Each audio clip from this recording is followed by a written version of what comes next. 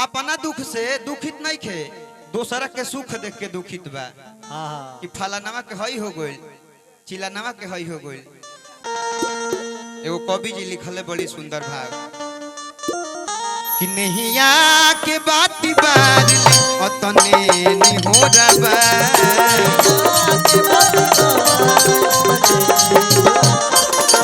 नहिया के बाती बार अतने निहोरा बा।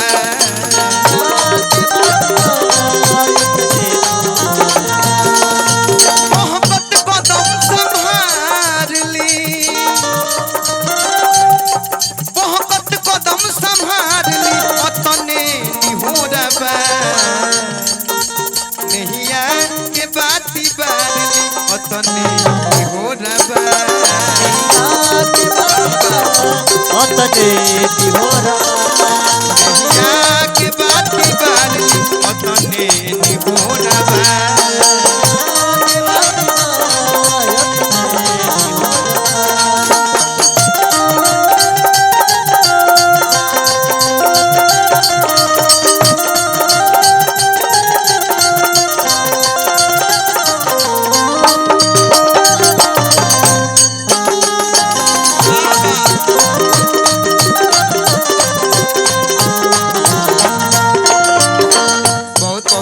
पुरस्कार बा JMD सुपर साउंड लाइट भैया की ओर से पहुंचलगी बा। आशीर्वाद के कामना करतनी। और साउंड में बड़ा पति होखे कहे के का बा।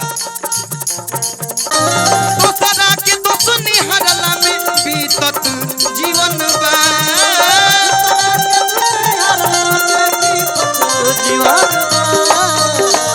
भैया तनिका सा हमरा पता नहीं ध्यान दे हम लोग। दोसरा के दोसनी हरला में बीतत जीवन बा।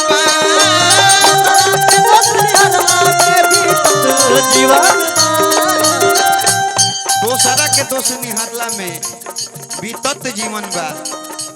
कि तनी अपनो के निहार ली। बड़ी सुंदर एगो लाइन हम सुनले हैं। बुरा देखने मैं चला, बुरा न मिलियो कोई, जब दिल खोजा आप सा, मुझसा बुरा न कोई। एबरा उहे हाल भइल बा। दोसरा के दोसनी हरला में बीतत जीवन बा।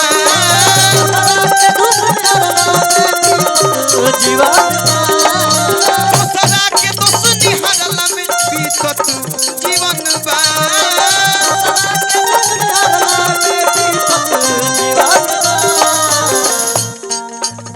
तनी अपनो के निहार ली अतने निहोरा बा।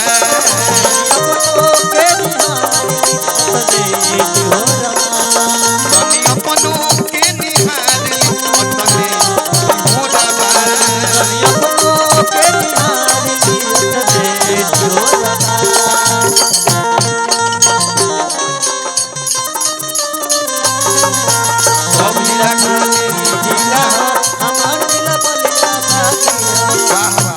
बड़ी सुंदर लाइन बजा दिहला। सब जिला खाली जिला हो हमार जिला बोलिया बागी हो। सब जिला खाली जिला हमार जिला बोलिया बागी हो। सब जिला खाली जिला हो हमार जिला बोलिया बागी हो। सब जिला खाली जिला हमार जिला बोलिया बागी हो। अतने निहोरा बा। अपनो के निहार। बहुत बहुत रुपया का पुरस्कार देनी हमार भैया कौन लगी रही। आशीर्वाद के कामना करता और का कि दोसरा के उ सुकवला पो। बबनी की ओर से पुरस्कार आयल बा। लक्ष्मी जी की ओर से लक्ष्मी जी के आगमन भइल। बबुनी बना रह, अपना माता पिता के नाम रोशन करत। कि दोसरा के उ सुकवला पो जनी जाई ए हुजूर।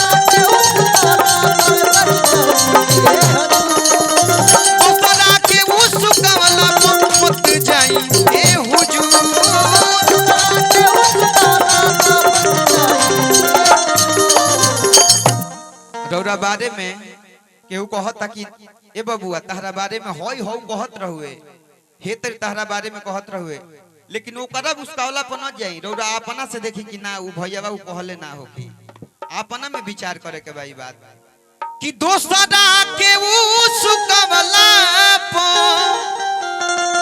जनी जाई ए हुजूर तनी अपनों के निहार ले अतने निहोरबा तनी अपनों के निहार ले अतने निहोरबा तनी अपनों के निहार ले अतने निहोरबा